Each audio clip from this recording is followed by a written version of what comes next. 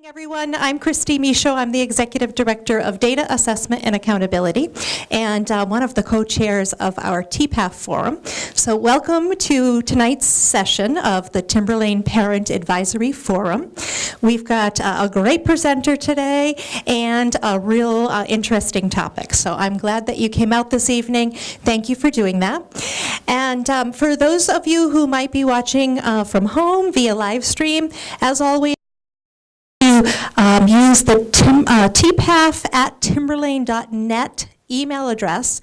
I'll be monitoring that email throughout the course of the evening, so if you have any questions or comments that you'd like to ask, please go ahead and just type that question in, and I will ask it on your behalf. So again, thank you for being here. I'm going to pass this microphone over to our Student Services Coordinator, Mr. Dan Woodworth, and he's going to introduce our great speaker tonight. Thank you.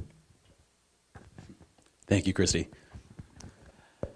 Well, welcome tonight. Thank you for coming. We're very excited to have Lori Warnock with us from the Northern New England Poison Center. Lori's been making her way around New Hampshire and the area and championing the effort on sharing the dangers of vaping.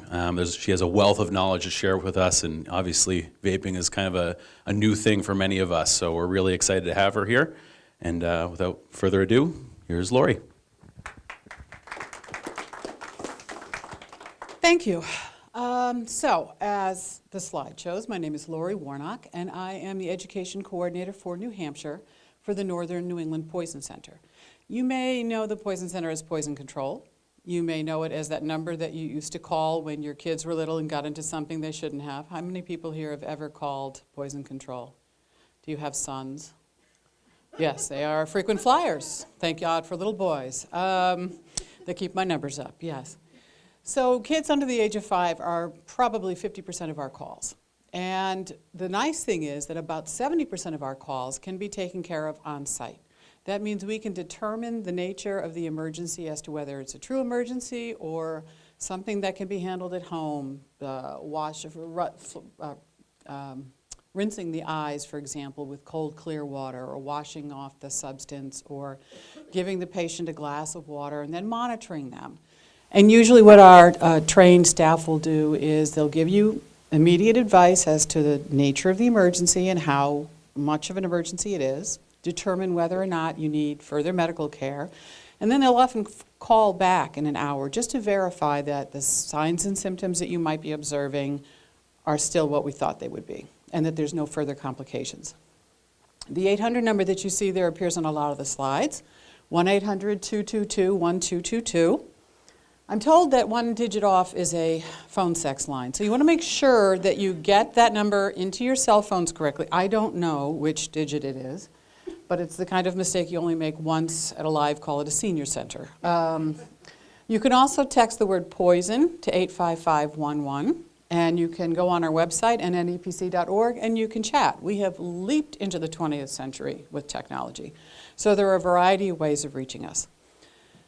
Poison Center services, for every dollar spent on Poison Center services, we have found that there's approximately a $13 savings in healthcare costs, because whether we can help you handle the emergency at home and avoid a costly trip to the emergency room and unnecessary tests, if you do have to be hospitalized, it's often a shorter length of stay and a better medical outcome. We connect directly with 911. 911 connects directly with us, so when in doubt, if you call 911 first and they feel that the Poison Center would be a good resource, they can connect you. We also train first responders, we train the dispatchers at the 911 center, so we have a good level of communication back and forth. And it isn't just those kinds of someone has had too much of something. I've taken my husband's medicine by accident. The baby has gotten into something. We get calls about pill IDs. I found this pill in my child's backpack and I don't know what it is. Or I heard about this new drug or this new trend and I need some information on it. And we know there's information on the internet, and if it's on the internet it must be true, but sometimes it's nice to have a live trained person. And our staff of poison specialists in poison information, we call them SPIs, have to shadow someone for an average of 6 months before they're able to answer the phones by themselves. I am not allowed to answer the phones. I go up and sit and listen sometimes to the kinds of calls they get for training purposes. But I am no way certified to handle the calls. Some of you are old enough to recognize some of these people. When I do this presentation for kids, I use the same slides, but I have to do a lot more background. Back in the day, smoking was an integral part of our culture. It was not just a nicotine habit. It was a social activity. It was iconic behavior. The whole genre of film noir is, I think, based on smoking. Smoky rooms, smoky environments, voices that sound like a pack-a-day habit.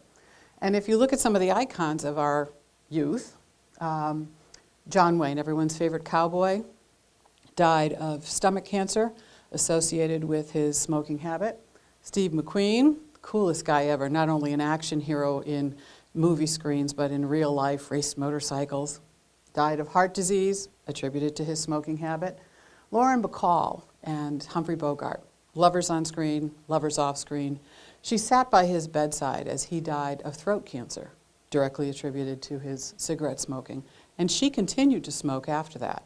And she would often talk about what a tool smoking was for her as an actress, how she would snap open a cigarette case, take out a cigarette, tap it, hold it to her lips, and wait for someone to light it, and he would.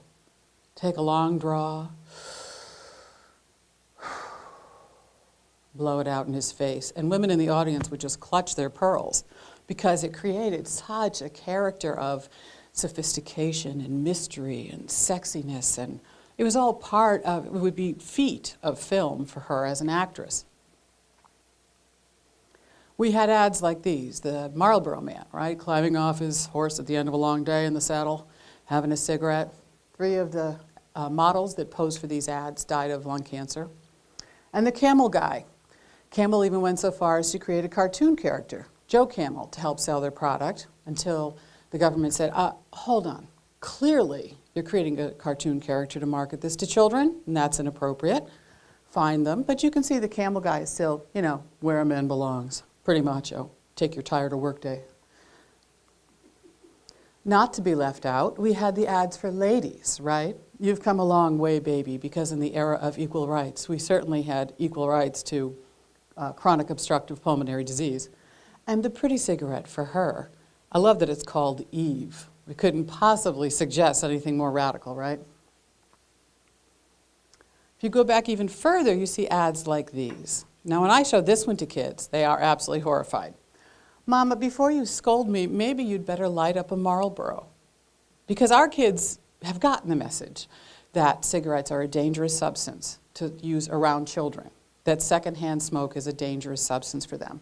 You need never feel oversmoked. That's the magic of Marlboro. I don't even know what that means.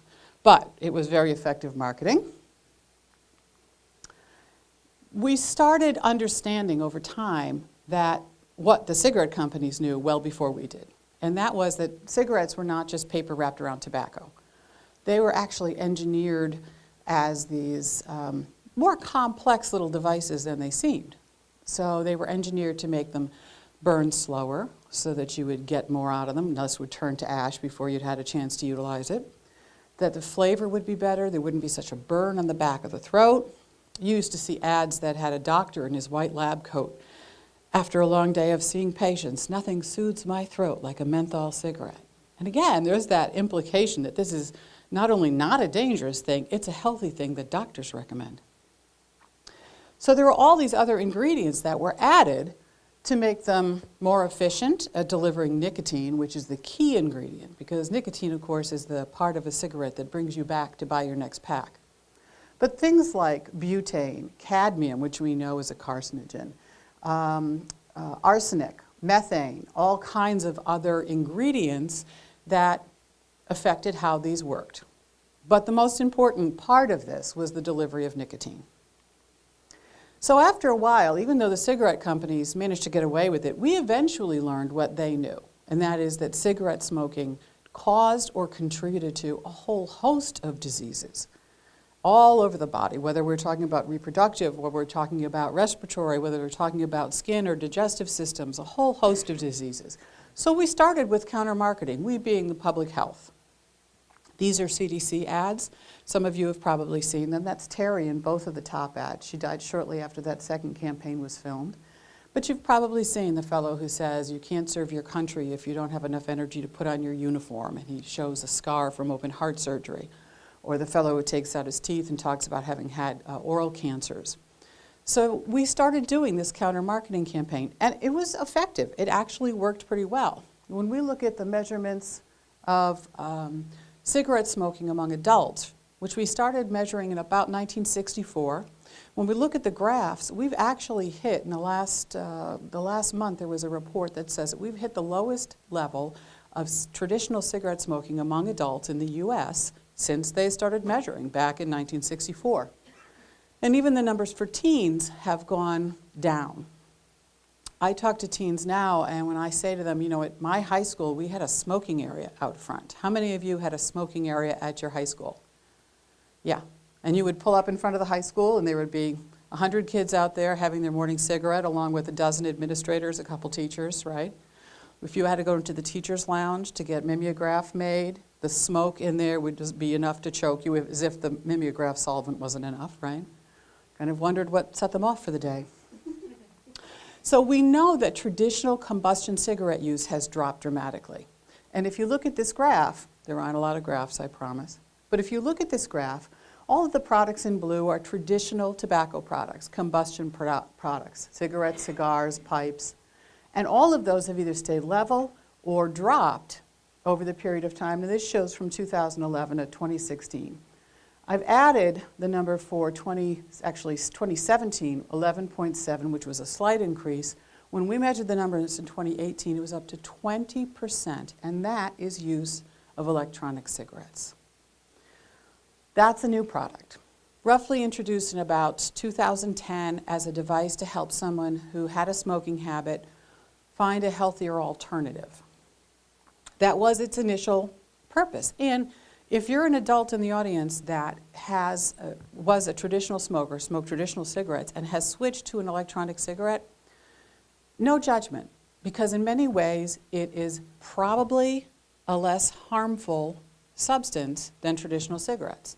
And the important parts of that sentence are probably, because we don't know the long-term effects of many of these ingredients, and less harmful, not safer, but less harmful, because we do know it doesn't contain all of the carcinogens, including just the products of combustion that traditional cigarettes have. So for you, it is probably a less harmful substance to be utilizing than traditional cigarettes. The problem is, for 3 million teens who were not smokers and have taken up using electronic cigarettes, it is not less harmful than anything they were doing before. In fact, it is an introduction to Nicotine Addiction 101. We know that in 2017, about 3.6 million teens were using tobacco products, and we knew that about half of them were using 2 or more products. So as a device to help someone quit smoking, many people have found that instead of quitting, what they do instead is they smoke at home and they vape at work because it's more socially acceptable. They can do it pretty surreptitiously at their desk. They don't have to stand outside in the snow to have that cigarette that burns in, burns out, takes as long as it takes for them to finish it. Instead, they can take a puff here and a puff there. And it's very subtle. Yeah? Is vaping and e-cigarettes synonymous, or are you going to Good question. When we do surveys, we have to be careful about how we ask the question, because if I, as a public health person, say to a 16-year-old, have you ever used an electronic nicotine delivery device? They will say, no. But if I say, do you vape? Well, yeah.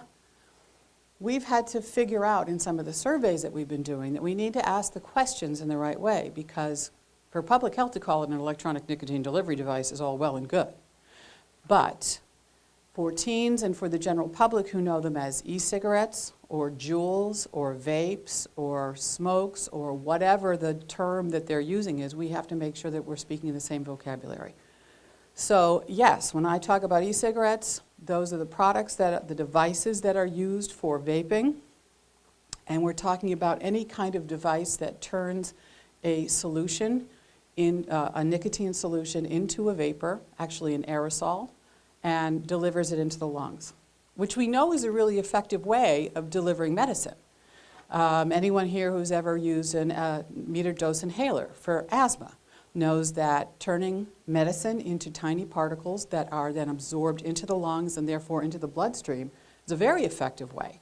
If you're using medical marijuana, for example, instead of smoking a joint, which we know the products of combustion can be harmful, and someone who's using this for medicinal purposes likely doesn't want those negative effects, there are plenty of devices out there in which they can utilize juices and a vape device or an e-cigarette type device in order to administer medical marijuana.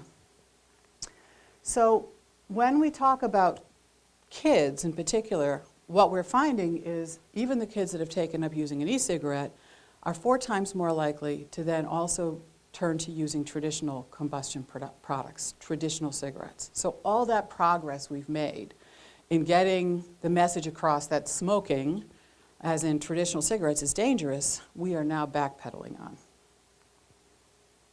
So when we do surveys like Monitoring the Future, which surveys about 44,000 teens across the country, 8th, 10th, and 12th graders, and we ask them questions like, have you used some kind of vaping device? 1 in 3 seniors tell us yes, 30%. That seems like a huge number, and it is. And it's why our kids tell us, oh, everybody does it. Of course, that means that 60% of them are not doing that, right? 66% of them are not vaping. But when it's such a high percentage, it does seem like everyone's doing it, and it has become very normalized. And it's kids across the board. While we may have assumed who we knew smoked cigarettes before, and in fact, over time, they might have become more in the realm of, say, lower socioeconomic, lower education, because the general public understood the danger of traditional cigarettes, vaping is across the board. It's student athletes, it's nerds, it's the tough kids, it's across the board. So we have to be, often in these presentations we get the parents who least need to attend. The point is, we all need to be here because this is across the board in all different groups of students. When we ask them what they think is in the juice that they're vaping, 51% of us, 52% say, oh, it's just flavoring. I don't use any of the juice that has nicotine. I just use the flavored juices. And the flavors are a huge factor because if e-cigarettes, electronic cigarettes or Juuls or any of these devices smelled and tasted like traditional cigarettes, do you think we'd be having this problem?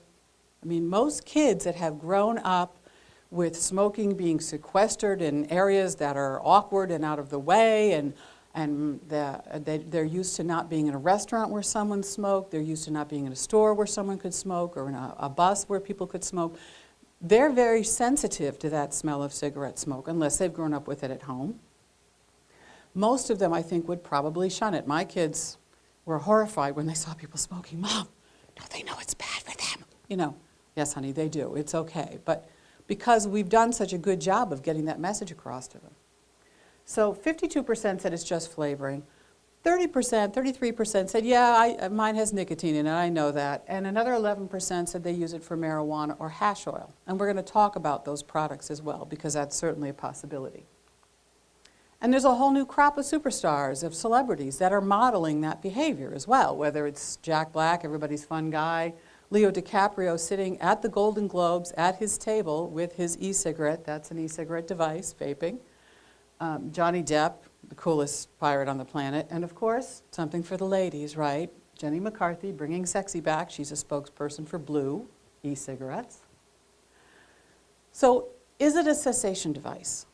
Well, that was the intent. As a medical device, it has to meet certain medical standards for production, right? The quality of production, and it has to have white paper to back up that it's an effective tool. E-cigarettes lack both of those things. Many of these devices are produced in factories that would not, by any stretch of the imagination, meet the standards for manufacturing a medical product. And they're too new for us to have much evidence, much peer-reviewed journal evidence of effectiveness. So the cigarette companies quickly dropped the claim that this was a smoking cessation or medical device that would help someone with a medical condition, as much as it seems like that would have been a great way to promote it. Are they a successful treatment? Well, some people will use them to reduce their addiction to nicotine. I'll show you a picture of a display with various concentrations of nicotine solution. And some will start with a higher concentration, but slowly work through smaller and lower concentrations of nicotine so that they wean themselves off of their nicotine addiction. That's absolutely true. However, the anecdotal evidence that we have so far says it's just as likely that people will use it as an alternative device. And in fact, because they can vape more often, secretively at work, they're actually getting more nicotine rather than less. So the jury is still out. The FDA has been very late to the game. There are no consumer product safety standards for these devices. A teddy bear has to meet 15 different safety standards so the button eyes don't pop off and choke a toddler. E-cigarettes don't have to meet any product safety standards because the Food and Drug Administration said, this is a tobacco product, this is not our purview. And the Alcohol, Tobacco, and Firearms said, this is not a tobacco product, there's no tobacco, this is clearly a nutritional supplement or something. So no one took responsibility for it. Now in 2016, the FDA imposed what they call deeming rules. They said, all right, we got to do something about this. So they required child-resistant caps on the juices, and they set in place deeming rules, which say basically no one can introduce a new device until we figure out what the safety standards have to be, and we'll do that by 2020. Plenty of new devices have entered the market since then, and the FDA has had very little ability to control that. Plus, they're very hesitant to discourage the use of these devices for adults because, again, it's likely a safer product for adults. In the meantime, we have this epidemic among teens. Is it safer than traditional cigarettes? Well, in some ways, we know it doesn't have many of the dangerous chemicals that traditional cigarettes have. However, it's definitely more dangerous for teens for a variety of reasons. And as I mentioned, for the now 3 million teens that are using this product, it is an introduction to addiction. And we're going to talk about why specifically they're at greater risk. One of the magical ways that e-cigarette use has spread, e-cigarette manufacturers, Juul in particular, did not use those traditional methods of advertising.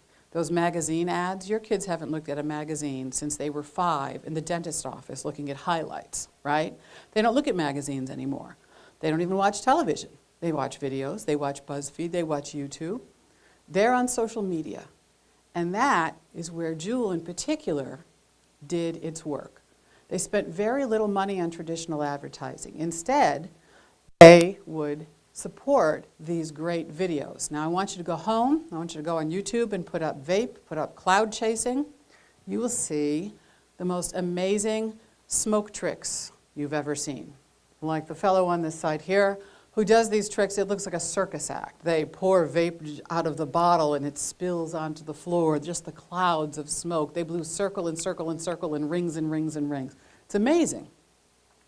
The video on the far side is hotboxing. It's 3 boys from Canada, I'm sure they're all 21, and they're in a closed vehicle with the windows all rolled up, and they're trying to fill with vape, with smoke.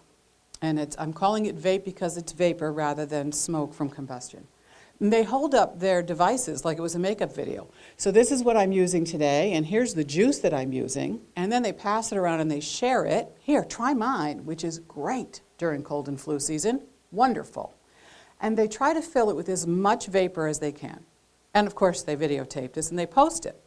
And you see things like hashtag do it for Juul or hashtag vaping in my room, sorry mom, or, and then they share it and their friends like it. And that's how it got promoted because of course social media is where they are and we aren't, unless it's Pinterest and Facebook. So filling their car with vape. Now, some people won't vape in their vehicle because they find that it leaves a sticky residue on the dash or on the inside of the window. Mind you, there's no second thought about where else it's leaving that sticky residue on the lungs, for example. But the other place we find that sticky residue is on car seats, which means that the occupants of those car seats are then putting their hands all over it and always putting their hands in their mouth. So we're starting to think about secondary exposure.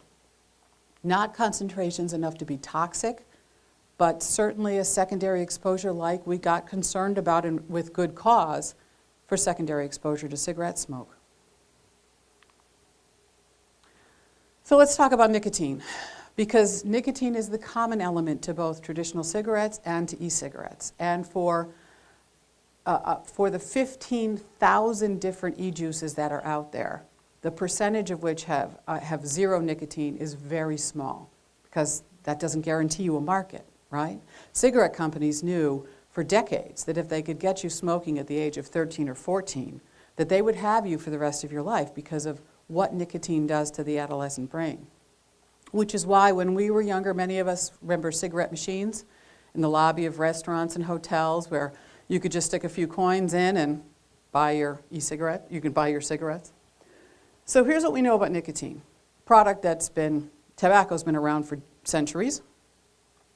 It's both a stimulant and a relaxant. If you've ever been a smoker, you probably know about needing that first cigarette to get going first thing in the morning, or that last cigarette at the end of the day to help you relax. And it is a stimulant effect, which is why kids who start off using it and start off with something with a really high concentration of nicotine, like Juul, feel sick. They get queasy, they get a little dizzy, they get a little bit of a rush. Their heart starts pumping because, again, it's a stimulant. So there's a sensation that they're, a little buzzed, a little high, so that adds a little mystery to it, right? Drug reinforcing behavior. It trips the same neurotransmitters in our brain that release dopamine. Dopamine, that feel-good chemical that we experience when we've had a really good meal, we've seen a good movie, we've had a romantic experience. With kids, I always say that special hug. With adults, perhaps it's a little bit more than that, but in any case, it's that experience that releases dopamine, and dopamine is that chemical that says, oh, that was wonderful. Nicotine releases that same chemical. However, over time, it requires more and more nicotine to release the same amount of dopamine. So not only does it encourage frequent use, it requires stronger and stronger use, more and more use of nicotine in order to get that same good feeling. Adolescent brains, because they're still growing and changing, the same reason that my 15-year-old figures out computer games before I can possibly get my phone turned on. Their brains are still learning and making all of those connections, those synapses. Their brain also becomes addicted to nicotine faster. In a week's exposure, a teen will start to feel cravings for nicotine, whereas for an adult brain, 3 to 4 weeks would be required. Furthermore, because their brains are still making those settings, developing those impulse controls and those executive decision type functioning, these changes that nicotine introduces into their brain become permanent. So it permanently changes their default settings. And that's how I explain it to them, because that's a term that they're a little bit more familiar with. So it permanently changes their brain, and it makes them more susceptible for other addictive behaviors and substances later on in life. So it isn't just a matter of what we're being exposed to today. It's a matter of long-term consequences. And that can be very difficult to convey to teens, because it's like trying to talk to them about pension plans. This is not a concept that they really think about. But even if we take away all of the Juuls and all of the devices and have a bonfire in the back of the school, we're now going to have to deal with the fact that many of these kids have developed nicotine addiction. And the products that we use for adults, like patches and gums and medications to help break that nicotine addiction and to break the behaviors, we can't use on teens because they're not recommended for people under the age of 18. Now, you know some teens that are the size of a typical adult and probably have a fairly adult metabolism. And for those kids, we might be able to use some of these products off-label with a pediatrician's guidance. But you also know those squirrely little 14-year-olds who haven't gone through puberty yet and still have the metabolism of a rabbit. We're not going to be able to use these products to help them. We're going to have to go back to more cold turkey behavioral modification type therapies, which are going to be hellish on them. It's very easy to relapse after abstinence. Anyone here who's ever been a smoker, It takes on average 8 to 10 tries for an adult to give up smoking for an entire year. And that's with the help of all those products. And if they're not hanging around, it's even harder if you're hanging around with people who are still smoking. Well, of course, if so many kids are vaping, it's going to be just that much easier for them to say, oh, let me just have a hit off of yours when they're feeling that craving. So nicotine withdrawal is a real thing. Once they've developed this addiction, going without is pretty unpleasant, physically unpleasant. I mean, we're talking about symptoms like anxiety, irritability, difficulty concentrating, restlessness, insomnia, impatience, drowsiness, digestive disturbances, depression.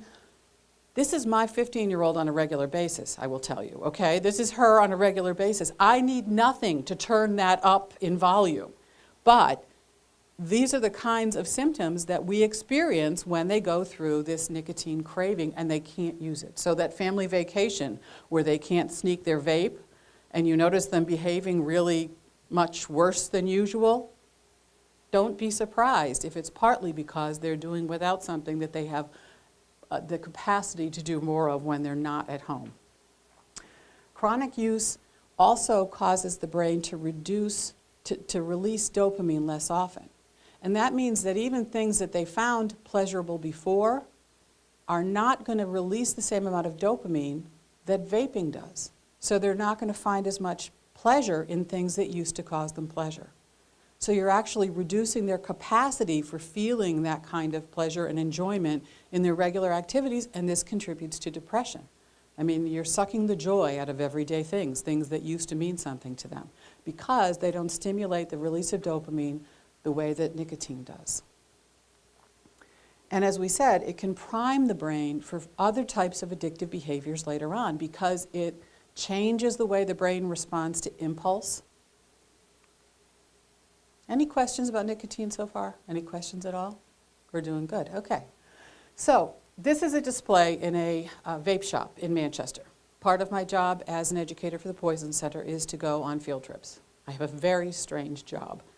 When my kids ask, what did you do today, Mom? I said, well, I went to a vape shop. Really, Mom? Really? You know. So I walk in, and you can see he's got this great display. It's got a big screen TV. He's got sofas. It's very lovely. It's like a lounge. There's a whole counter area where you could sample different flavors, every device you could possibly imagine. And this display. And you can see on the bottom it says 24 milligrams, 18, 12, 8, 0. So if you wanted to wean yourself off, you could start with the higher concentration at the bottom. Note that the high concentration he has is 24 milligrams. When we talk about joules, the number's much higher. So you could slowly reduce the amount of nicotine that you were taking in until you had weaned yourself off of nicotine. And there's great flavors, candy flavors, strawberry cheesecake, chocolate pudding, bubblegum, unicorn tears. I have Smurf sauce here, gummy bears, all kinds of great flavors. Clearly marketed to adults, right? I mean, you can see the Marlboro man climbing off his Harley after a long day's ride and saying, man, I could really go for a unicorn tears vape right now, right? So I asked the fellow who owned the shop, where do you get your flavors from? Well, you can get that stuff from China, but I don't trust them. So I make this myself. This is my own line of flavors. Wow. I'm impressed, wondering what his background, pharmacy, chemistry, something. So I asked him, what's your background? Well, I used to run the copy center at Staples, and before that I sold major appliances at Best Buy, but now I have my own business. Those are great jobs. And he was very proud that he had this business of his own. But I'm not letting this man bake me a cake, let alone whip up something in his KitchenAid blender in the back room that I'm now going to suck into my lungs. And there is no control, there is no standardization, there are no rules about these juices. When we talk about these juices, the two main ingredients are vegetable glycerin, which is just sort of a slippery base, and propylene glycol or ethylene glycol. Now, those are typical ingredients in theater smoke that goes into the smoke machine, the stuff that you pour into it to make those big clouds. Propylene glycol you may also recognize as an ingredient in antifreeze, which is why when you spill that on the floor of your garage, it's very sweet, so the dog tries to lick it up. And then you can call 1-800-222-1222, shameless plug for the Poison Center. It's also a food-grade sweetener. And you'll see it in small amounts. It's a food-grade sweetener, which means it's approved for ingestion. And you'll see it on package instructions. But the fact that it's a food-grade sweetener doesn't mean that, since it's food safe, it doesn't mean that it's lung safe. I know it's perfectly safe to drink Hershey's chocolate syrup. I have tested this in the interest of science myself. Thank you, another scientist. Good. Yes, many of us, the students, have tested this theory as well. But if I turn that into a vapor and I try to inhale it, I have no idea what effect that's going to have on delicate lung tissue, because clearly your respiratory system is a very different organ structure than your digestive system. If I take a bottle of maple syrup and I squeeze it into a washing machine and I slam the door and turn the washing machine on, eventually it's going to flush out of that system. But if I squeeze that maple syrup into an air conditioning unit, it doesn't have a means to flush it out. And it's going to affect the way that unit works in processing air. Our lungs certainly don't have as effective a method for clearing that kind of gunk out of them. And anybody who's had a respiratory infection and felt that kind of gooiness in their lungs knows what I'm talking about. So are we marketing these to kids? Well, here are some of the flavors and their packaging. Certainly these don't look like dangerous substances, right? Ice cream cake flavored vape chews, how bad could that be for you? We know one of the ingredients, diacetyl, is a buttery flavoring that's sprayed on popcorn kernels, microwave popcorn kernels, before they're packaged, and the workers would inhale that aerosolized product as they were spraying the popcorn kernels. And some would develop a condition called bronchiolitis obliterans, became known as popcorn lung. This is still a flavoring that's used in things like pound cake and vanilla cupcake and cinnamon roll and French toast flavored e-juices. And we know, bless you, we know that it causes a pulmonary obstructive disease, a chronic pulmonary obstructive, like emphysema, like chronic bronchitis. Normally I ask people to cough on cue, okay? We'll work on that. So this is an ingredient that's still permitted in these e-juices. And we know that this one ingredient causes obstructive illnesses. So when the kids say to us, well, you know, I looked it up and there's no proof that e-cigarettes cause cancer. Great that you looked it up, that's useful. But I try to remind them that we didn't find out that cigarettes cause cancer from the first cigarette. That it was a matter of prolonged use over a period of time before we started seeing connections between cigarette smokers and lung disease. And then a longer period of time before we could prove that A caused B. So we don't have that evidence yet. The little evidence that we do have, tested on lung tissue samples taken from deceased children, what a horrible job that's got to be. We've seen that the tissue has a strong immune response, that it reacts very aggressively, similar to an antigen response or an allergic response. We also find that it's more susceptible to viruses, such as the flu virus and the common cold virus. We don't have evidence yet of what effect e-cigarette use is going to have on adolescent lungs, but we will, because we have an entire cohort, an entire generation of kids that we're going to be following for the next 40 years. They are lab rats. They have donated their bodies to science, and I tell them that because we're going to be following them to see, are they more susceptible to colds? Do they develop allergies that we didn't know about? Do we start seeing cancers and other illnesses that we had no clue about? What is the effect of these new weird ingredients on lung tissue? We're going to find out what happens. It's just going to take time. Furthermore, we're going to see the same kinds of behavioral issues that we know from people who started smoking when they were teens. We're going to be seeing what kind of effect this has on them developmentally as well, with the nicotine exposure while they're still in that developmental stage. So now we're going to talk about the actual products themselves. There are going to be a lot of slides with pictures. I do not show as many pictures to the kids when I do the presentations because it doesn't need to be a show and tell for their purposes. But I want you to see the myriad of types of products out there because they're very hard to recognize if you don't know what you're looking for. I tell most parents, if you've found a device in your kid's room that you don't recognize, if it smells like French toast and it feels sticky, question it, because that's one of the sort of key features of so many of these devices. They smell like fruit salad, like cotton candy. And of course, because they've got that propylene glycol in them, they are sticky, they're sugary. So when we look at these products, you can see that there's a whole array of what they might look like. From the products, the sort of earlier ones on the far side, which were called sort of cigalikes because they look like cigarettes. Some of them were disposable. That green one hangs next to the Slim Jims in the Quickie Mart. It's about $7.99. It's disposable. You pull a little tab off and it gives you about 200 puffs over time, about 6 milligrams per milliliter of solution, of nicotine in solution. So remember, 24 was the high, so that one's relatively low in nicotine. The red one is actually a cartridge device, so you can screw it off and buy replacement cartridges for it of different flavors and strengths. Then you've got your sort of vape pens, the gold one there and the sort of industrial-looking metal one. Those can handle juices like the ones I have some samples of, and I'm going to pass them around. The rectangular one is a vape mod. Now that can have a higher capacity for battery, higher temperature, and different types of juices. That's the one that you tend to get the big clouds from. You know, you pull up at a stoplight and the window in the car next to you opens up and Mount Vesuvius comes out and it smells like cotton candy. Yeah, that's that one there. It's also the one that tends to blow up in your pants. Your kids have all seen videos, you've probably seen them, convenience store videos where the clerk's pants suddenly catches fire. Fire in this region of the body is not something I think most of us want to think about, but.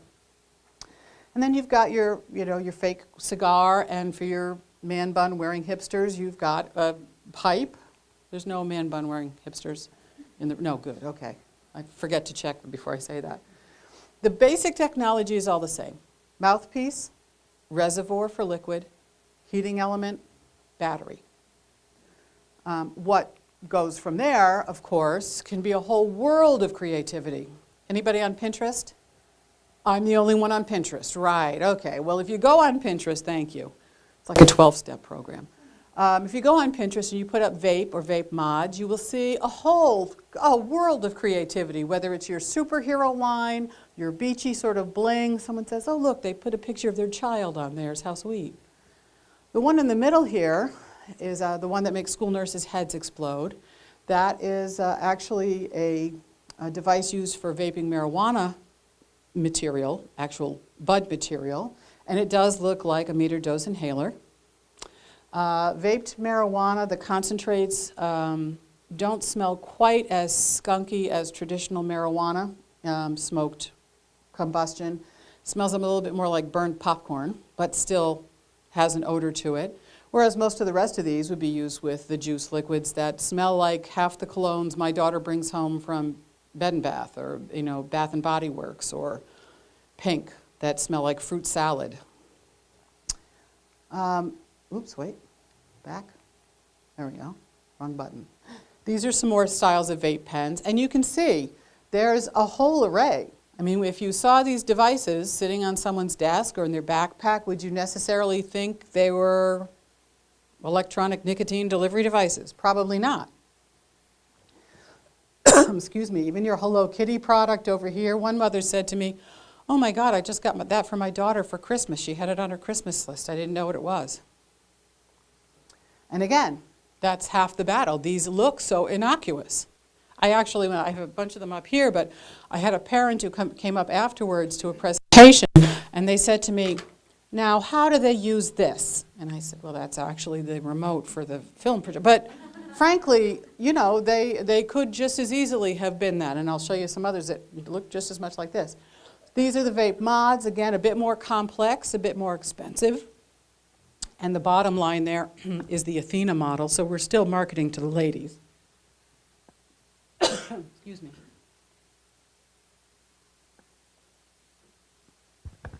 And then, as I mentioned, there are no product safety standards for these devices, which is why they cannot be stored in checked baggage on your airplane.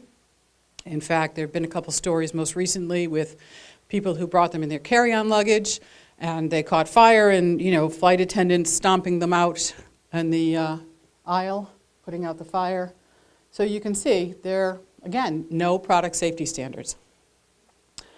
But this one has been the game changer. This is Juul.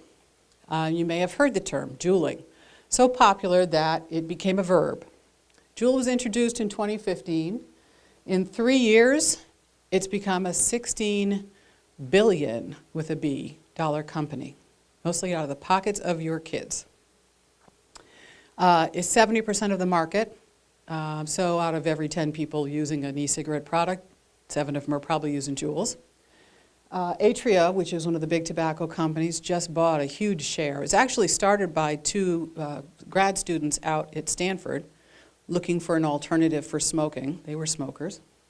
And they've insisted that it was not intended in any marketing strategies for teens, but hashtag do it for Juul, and all of their promotional work on social media had quite the effect. It's a pod device. This is the entire thing right here. As you can see, it looks a bit like a thumb drive or maybe some kind of accessory for your computer. It plugs right into USB port, so kids would charge it right there on the back of their Chromebooks in the middle of class. It comes with, when you buy it initially, it comes with a 4-pack of these pods. And the cap comes off. It comes in 8 flavors. This one is fruit medley, but it comes in mango, it comes in Virginia tobacco, and that's the whole device. That's also the mouthpiece. So all they do is inhale, take a hit off of it, suck in on it, and that activates it, and then use it, and when they stop using it, it turns off. 1 pod is equivalent to about, I'm going to pass it around, 1 pod is equivalent to about a pack of cigarettes in potency of nicotine. So before I showed you that example, that display that had 24 milligrams per milliliter as a high concentration. Because Juul was designed to be a replacement product for people who were traditional smokers and they wanted to be satisfying, Juul Pod's concentration is 59 milligrams per milliliter. It's like starting off your drinking future with tequila shots instead of a wine cooler, okay, when we're talking about potency, all right? So Juul has among the highest concentration of nicotine. So kids that were starting with this because it was so popular, were starting off at the very high end. Juul doesn't make a zero nicotine pod.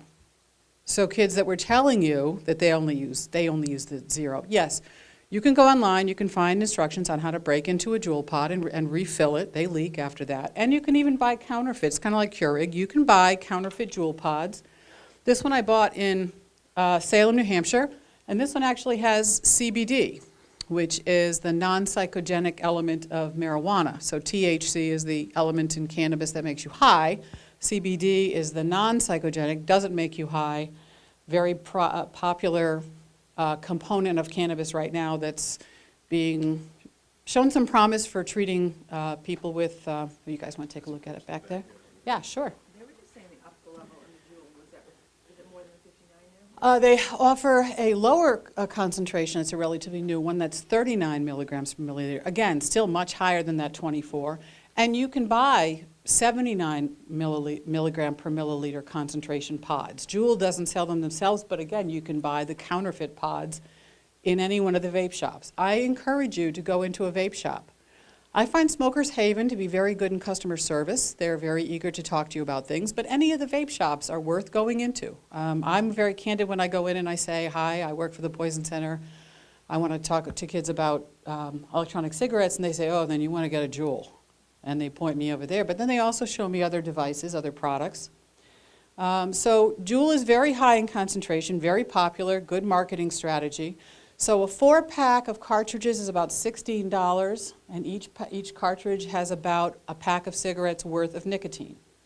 So what does that compare to the price of cigarettes? I don't know what a pack of cigarettes is going for, but I know it's more than $4.50, right? We've got kids that are going through a pod a day, and the janitors will tell us, oh yeah, I find these things all over the place. You know, I find them all over the place in the bathroom. I had one principal who had collected a brandy snifter full of these pods over at Spalding High School, and the janitor came by and said, oh, what are those? She said, oh, these are electronic cigarette components. Oh, geez, I throw those out all the time. So she had thought she'd had a reasonable selection of them and had no idea that she only had a small portion. Again, first launched in 2015, designed as the iPhone of e-cigarettes. And you can see even its packaging looks very much like iPhone packaging. It's meant to be very high-tech, very simple to use, so popular that it becomes, you know, the verb. These are some other devices. So these are also popular. This is the Sorin Drop. Oh, it's a stainless steel finish, but it's very pretty, but it gets fingerprints like every appliance, right? So this is a Sorin Drop. Now, if you saw this, would you think that this was an electronic nicotine delivery device? I would think it was a perfume dispenser or something like that. It comes in all kinds of colors. You can buy skins for this. So you can buy skins for your Juul to decorate it the way you buy skins for your computer. So just because it doesn't look black and shiny like that. This does not have pods, pre-filled pods. This, you would fill this yourself using one of the juices, and then you snap it back in place. It has a port at the bottom for a cable to charge it, and then you just inhale and exhale in order to, there you go. And the juices are, I'm going to give you this to take back with your friends, okay? Okay, great. That one's gummy bear. You can smell it. This one here is vape heads. It looks very much like Warheads candy, and this one is Smurf sauce. Now, the gummy bear one smells like gummy bears, but I'm not certain how Smurfs are supposed to smell, so I can't vouch for whether or not that's an accurate representation of Smurf sauce. But in any case, that, you know, most people smell that one and say, oh, that one's really good. I don't know if there's pheromones in it or what, but there's something about them that, you know, pretty appealing. And again, you could see why kids would find that pretty, you know, pretty amusing, pretty interesting. All kinds of different devices here. Juno, another pod device, again, about $35 for the starter set, which comes with 4 pods, and then afterwards about 16, 17 bucks for the replacements. So same type of thing. Very discreet, right? Some of the ones I showed you earlier were kind of flashy. This one is not. It's very discreet. Fits into your sleeve, into your pocket, into your sock. Kids keep it in the pocket that they use for their earbuds. Very easy to hide. Some kids were hiding them in the toilet paper roll in the bathroom at school so that they wouldn't be caught with it on them. These devices are used for marijuana. Now, some of them are used for leaf material. Some of them are used for concentrates. Some of them are used for juices, similar to these juices, but juices that have THC in them or CBD in them. And you could see there's nothing about these that, again, looks like a smoking device, right? I mean, I would test circuitry with this one here. I would not know. This one looks a lot like the remote control for the slide projector. So again, you know, far be it for me to, and yet these are meant for marijuana products. Heating up marijuana bud releases the vapors. It doesn't burn them. But again, you can also have things like concentrates. And here are some juices. In the places where marijuana is recreationally available, you can find plenty of juices that have THC and CBD. If you go into a dispensary for medical marijuana, you can certainly find products that are juices that can be used in any kind of vape pen.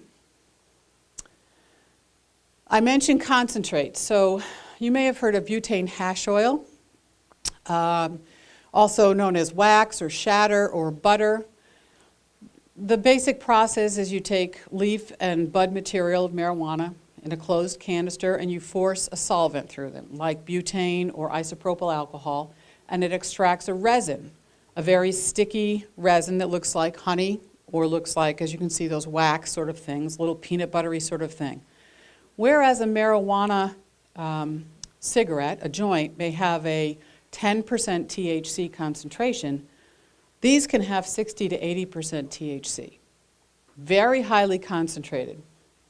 And so they are most often used in what's called a dab pen. And so they often look like this. The material comes in little silicone pots because, again, it's very sticky. Now, I would, of course, think this was lip gloss or something, but the little silicone pots, and they come with little spoons. And I'll show you. Here we go. So the basic idea being you take a very tiny, tiny amount, smaller than a pea, because again, it's very highly concentrated. And you would put it inside that ceramic sleeve where you can see a little coil, that's a heating coil. You would put that small bit on there, just a dab, if that's sounding familiar. That's why these are called dab rigs or dab pens.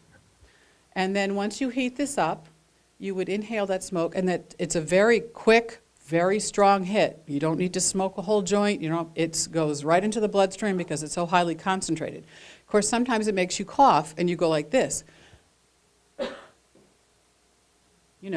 Dabbing, which you'd think that would make me the coolest mom ever to know that, but it does not at all. Not at all with my children. No, they just shake their heads and walk away. Yeah, nothing makes me the cool mom.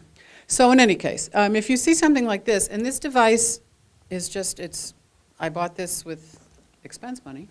So this device can be used with a variety of different accessories.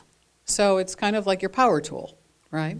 This particular one is used for dab, but it comes with different things that could be used for juices, etc. So again, a shopping trip into one of the shops is really educational. But I want to show you this just to give you just a whole variety of the types of products and some of the terminology. So wax, shatter, butter, those are concentrates, very highly concentrated, and those are cannabis products. If you thought that cannabis was not an issue here, because it's not recreationally legal here in New Hampshire, the highest usage that we see on average on adult individuals 12 and older are in states like Washington and Oregon and Colorado and the New England states, those upper northern New England states. Those are the high usage. So yes, despite the fact that it is not recreationally legal here in New Hampshire, it is recreationally legal in Maine and Massachusetts and Canada and decriminalized in Vermont. So we've got plenty of access to it all around us. And of course, it's medicinally available here. Now, my job is not to be political. The prevention agencies have very strong opinions about legalizing marijuana for recreational use. From a poison perspective, our attitude is it is not as toxic as many other substances that are legal. Certainly, it's not as toxic as many medications or, for that matter, from alcohol. It can impair, just like alcohol and just like other medications, and so people who are impaired by it are at risk for accidents, trauma injuries, etc. So in that respect, it's as dangerous as alcohol and other medications. It may have medicinal uses, but it's been illegal for a very long time, so we really couldn't investigate that. There isn't a lot of evidence right now, but then it hasn't been as available for research. So we'll see. If it does turn out to have medicinal uses, great. In the meantime, it can cause impairment, and there is also some evidence that says when adolescents use it, it can bring up psychosis that may have been underlying. So anxiety, depression, schizophrenia, that may have been present but not available yet, not exposed yet, not in practice yet. Now, whether marijuana excites that and just makes it more conspicuous, or whether it actually has some causation, we don't know yet. But we know that we see in adolescents that use marijuana, we see a higher incidence of anxiety, depression, and schizophrenia develop. Most of those things are things that would develop in adolescence anyway, and if they were going to develop, and we don't often recognize them because they're, again, part of the picnic basket of characteristics that adolescents have to begin with, whether it's emotional behavior, etc. So it's hard to determine. So, okay, so here's what we don't know. What happens when we heat up these juices? I mentioned there are some 15,000 juices, and there are hundreds of devices, and they have different temperature settings. So we can't possibly test all of the devices against all of the juices. When we heat up these chemicals, we know that they change in their chemical structure. Some of them that have been tested do change into things like formaldehyde and acrolein, which we know are chemicals that are released in traditional cigarettes we know are harmful. But we have really no idea, no way to test all of these substances at all the possible temperatures, and we certainly can't test it on anything except mice and tissue samples. So it's very hard to know what the long-term effects are going to be. And is it more dangerous for teens? Yes. It's more dangerous for teens because it's a social activity. It's a fad. Okay, it's a fad. And we're starting to see a little bit of, yeah, you vape, big deal. It tends to be among the older students, it's, you know, either they're in college now and they're regular vapors, or they tried it and they're done with it. The problem tends to be with the rising, say, 8th to 9th graders, the kids that are moving from middle school to high school and are being exposed to this. I do a lot of presentations with middle schools, and they ask the most amazing questions. High schoolers don't ask any questions because they know everything, but middle schoolers ask a lot of questions, and they ask really good questions, and they're very curious about this. So if you've got a child at middle school age, or if you're working with middle school kids, I highly recommend talking with them because they're eager to get information about this. Have you presented here? Have I presented here? I have not presented here. Last year I did some 65 presentations from March to December, and about 11,000 people altogether. About 8,500 of those were students. Often a school will have me come in and do a presentation for all 4 grades of the high school, come back in the afternoon and do a presentation for the faculty, and then come back that night and do a presentation for parents. And that's what I have been doing a lot of. Here, no. I have done Hampstead, I've done Salem, I've done a lot in Epping, I've done Sanborn. Actually, Sanborn had me at both the middle school and high school. So this is where I live. I live in Hampstead, so I'm very happy to come by this. I'm doing Berlin next week, so really this is easy driving. I don't know why I didn't plan that one for June, but anyway. So what are the takeaway points? Is it more dangerous for teens? Yes. Because it's a fad, when the fad fades, the nicotine addiction remains. Because their brains are still in development, so it has long-term effect on them, permanent changes on them that it wouldn't have with adults. And while some ingredients might be food safe, we don't know what the long-term impact of these other ingredients are going to be on lung tissue. And we don't even know what the food safe ingredients effect on lung tissue is going to be. So those are our biggest concerns. There are lots of good resources out there, and I may have provided, and if I haven't, I will shortly, 2 documents. One is a list of resources, the ones I've used in this presentation, so that you know I didn't just make this stuff up. And it has at the top of the page a curriculum that was developed by Stanford Medical School. I think it was their penance for the guys that created the jewels. But it's a great curriculum. It's 6 modules. The first one is for the instructor, the teacher, and the other 5 are on vaping. It's meant for middle and high school, and it includes a Kahoots game and 2 truths and a lie, very popular tools for reinforcing. Still Blowing Smoke has got some good peer-to-peer type videos, kids who have been addicted. Truth.org, which I like because when you click on one of these topics, it not only gives you the information, but it also lists the source. And we do a lot of work with kids talking about, you know, media-powered youth, media savvy. Where are you getting your information from? Is that infographic been created by a vaping company, in which case, can you trust the information? Or is it from a respected medical journal or some other, you know, respected source? DrugFreeNH.org has great information on how to talk to kids at every age about drugs, from preschoolers on up to college kids, because the conversation needs to continue as they change. Breathe New Hampshire does a great presentation very similar to this called Vaping Unveiled, and they're traveling around. We've had to divide and conquer because we've gotten so many requests to do this. There are some strategies for how to quit, and in fact, if you go to Quit Now New Hampshire, this is part of the Department of Health and Human Services tobacco cessation program. They do some great work, and they have great strategies for teens and for adults. And there's the government website, smokefree.gov, and if you look across the top, it's got Smoke Free Vet, which was for veterans, not veterinarians. I was confused for a moment. Smoke Free Women, Smoke Free Teens, Smoke Free Espanol, and Smoke Free 60+. So they've got projects and guidance for different populations. And of course, the Northern New England Poison Center. We have a great Jeopardy game. We have actually a curriculum for both middle and high school on e-cigarettes that's created according to Department of Education standards. We've got a great sort of tip sheet about e-cigarettes. And you have me. the traveling roadshow with all of her toys. And I come over and do these kinds of presentations. So, any questions from our home audience? See the lovely Carol Merrill? We have no questions from our... Excellent. Okay. Sure.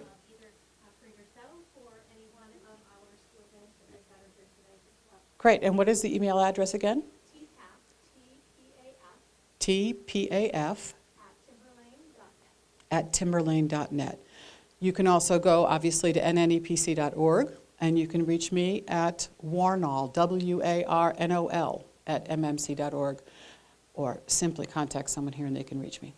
Okay. Any questions? Oh, you guys have been very good about staying alert after hours here. I'm very proud of you. Thank you for your attention tonight. I appreciate it.